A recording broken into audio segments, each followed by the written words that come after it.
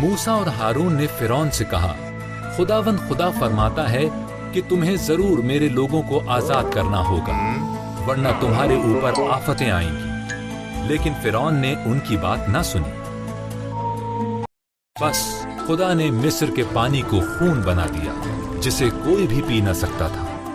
پھر اس نے مصریوں کے گھروں میں مینڈک بھیجے، ہر طرف مینڈک ہی مینڈک تھے، مگر فرعون نے اب بھی ان کی بات نہ سنی۔ پھر خدا نے مصر کی خاک کو جوئیں بنا دیا، جنہوں نے سب لوگوں کو ڈھانپ لیا۔ پھر خدا نے مچھر بھیجے، فرعون نے اب بھی ان کی بات نہ مانی۔ بس خدا نے مصر کے جانور مار دیے، گھوڑے، گدھے، اونٹ، بھیڑ، گائے اور بکریاں سب مر گئے۔ پھر سارے مصریوں کے جسموں پر پھوڑے نکل آئے، مگر فرعون نے تب بھی انہیں نہ جانے دیا۔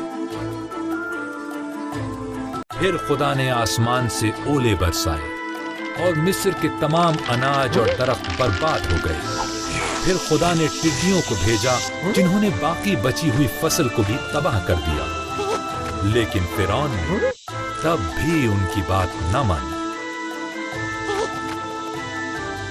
پھر خدا نے تمام ملک پر اندھیرا کر دیا، لیکن فرعون نے پھر بھی ان کی بات نہ سنی۔ خدا نے کہا، میں مصریوں اور ان کے چوپایوں کے تمام پہلوٹوں کو مار دوں گا۔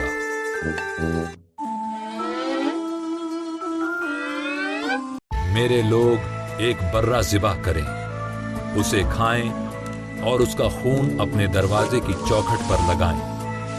میں خون دیکھ کر ان گھروں کو چھوڑ دوں گا اور ان کے بچے موت سے محفوظ رہیں گے۔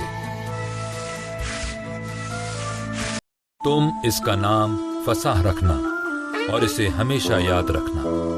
اسرائیلیوں نے خدا کا حکم مانا، لیکن تمام مصریوں حتیٰ کہ فرعون کا پہلوٹا بیٹا بھی مر گیا۔ آخرکار فرعون نے ان کی بات مان لی اور اسرائیلیوں کو جانے دیا۔